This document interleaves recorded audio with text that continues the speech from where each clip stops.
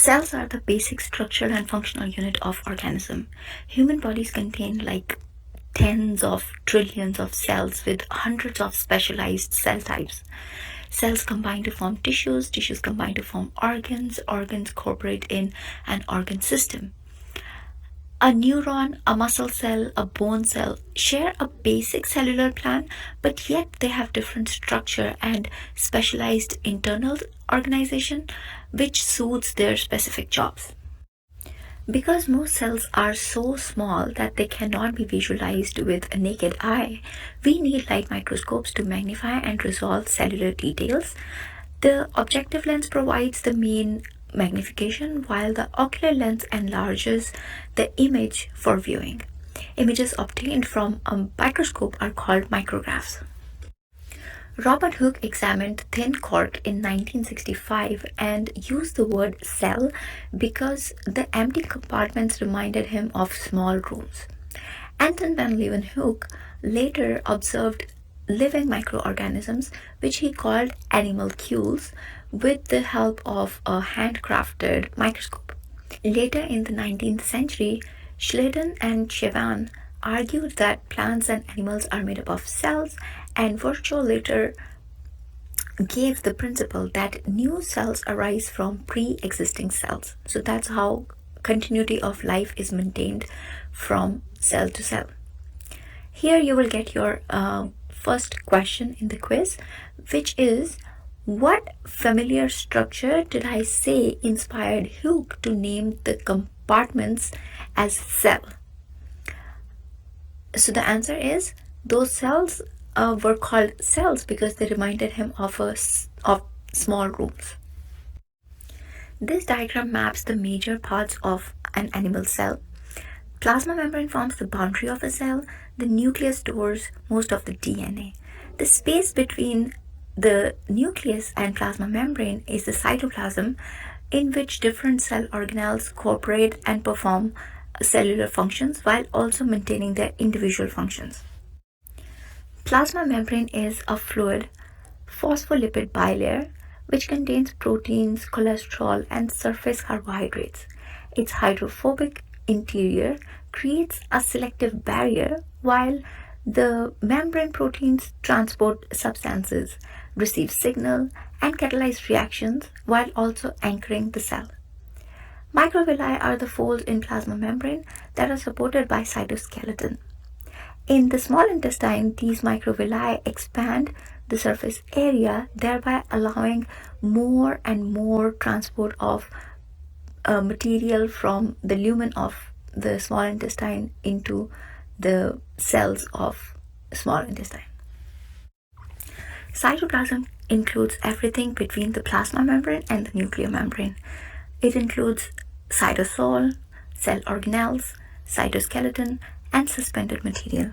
Cytosol is only the jelly-like fluid portion which contains water, ions, metabolites, proteins, and other molecules, and also biochemical reactions of cell happen here. At this point, you will get your second question in the quiz, which is, which statement correctly distinguishes cytoplasm from cytosol as explained in the narration?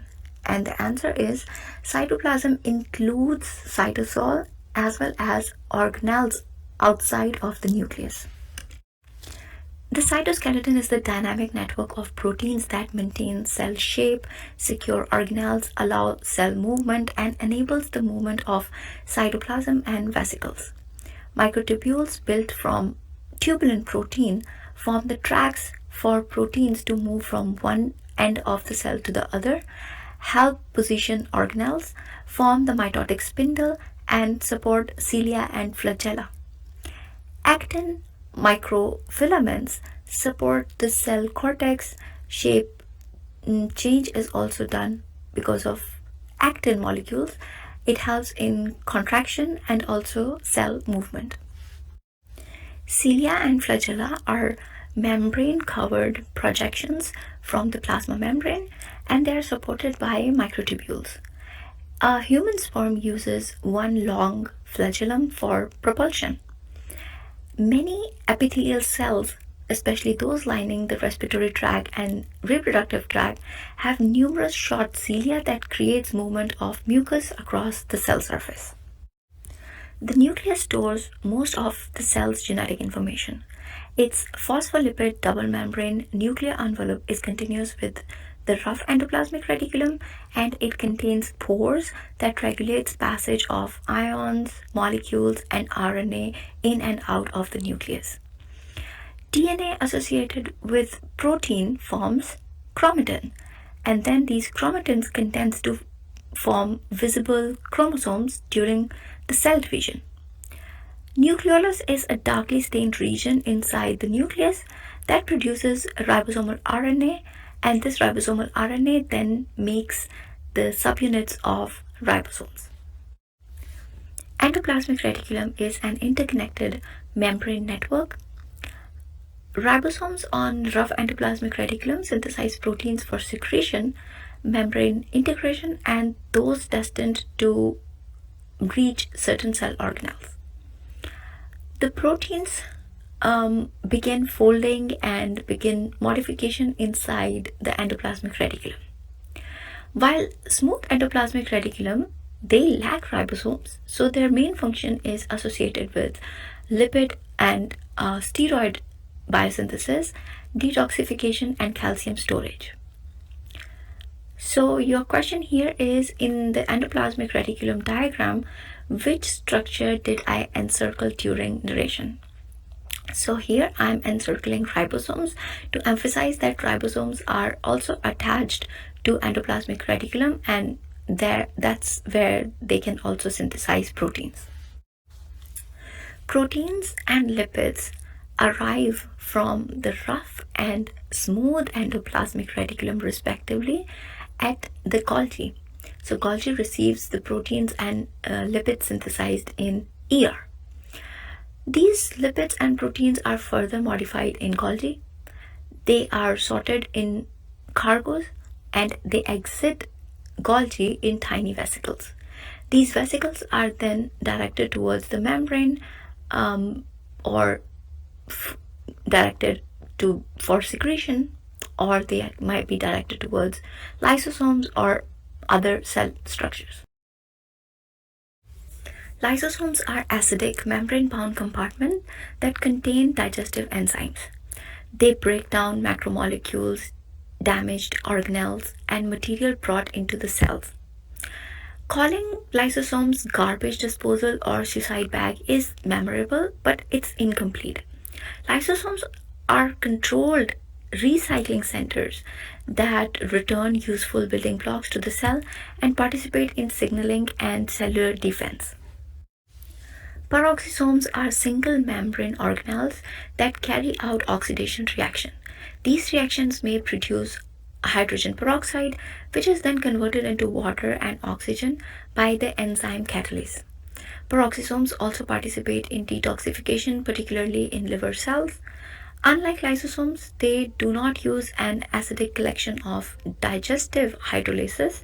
Their chemistry centers on specialized oxidative enzymes. So the question here for you is, a cell cannot make functional catalase inside its peroxisome. Which substance is most likely to accumulate in them? The answer is hydrogen peroxide from oxidative reactions, because the catalase enzyme is important for converting this hydrogen peroxide into water and oxygen. If catalase is not present, you start accumulating hydrogen peroxide in the cell. The centrosome is the primary microtubule organizing center in many animal cells and lie near the nucleus. During cell division, duplicated centrosome help in organizing mitotic spindle, which separates the duplicated chromosomes. Ribosomes are basically ribosomal RNA and protein complexes with large and small subunits. Free ribosomes generally make proteins for use by the cell, while the endoplasmic reticulum bound ribosomes make the proteins which are destined for secretion. Ribosomes occur in all cells, primarily abundant in immature RBCs, the red blood cells, where they synthesize a lot of hemoglobin. Mitochondria generates most ATP during aerobic cellular respiration, which is why they are also called the powerhouse of the cell. They are double membrane structure with highly folded inner membrane. The matrix and inner membrane of mitochondria contains proteins needed for ATP generation. Mitochondria are especially abundant in cells with high energy requirements such as muscle cells. Plant and animal cells share a lot of similar structures such as nucleus, endoplasmic reticulum, Golgi, mitochondria, ribosomes, cytoskeleton, peroxisomes, and plasma membrane. Additionally, plant cells have a cellulose containing cell wall, chloroplasts, and a large central vacuole. But not all plant cells contain chloroplasts. For example, many root cells do not contain chloroplasts. Plant cell wall lies outside of plasma membrane. Cellulose provides strength, resist excessive expansion, and help define the shape of a plant cell. Cell wall also occurs in fungi and many bacteria, but they are chemically different from the cell wall of plants. Chloroplasts perform photosynthesis in plants and algae. Their double membrane surrounds stroma, which contains enzymes, DNA, and ribosomes. Thylakoid membrane contains chlorophyll and electron transport system that captures light energy. This energy is eventually converted into chemical energy in the process of photosynthesis. So the question here for you is, which structure in chloroplast did I encircle during the lecture? And the structure I'm encircling is the granum. Granum is basically the stack of thylakoids, and thylakoids are the membrane structures where the chloroplasts are present. A plant cell's central vacuole stores water, ions, pigments, metabolites, proteins, and defensive compounds. Water entering the vacuoles generate turgor pressure against the cell wall, which helps support the non-woody tissues. If the water is lost from these vacuoles, the turgor pressure falls and the plant becomes wilted, and they revive when they are provided water again.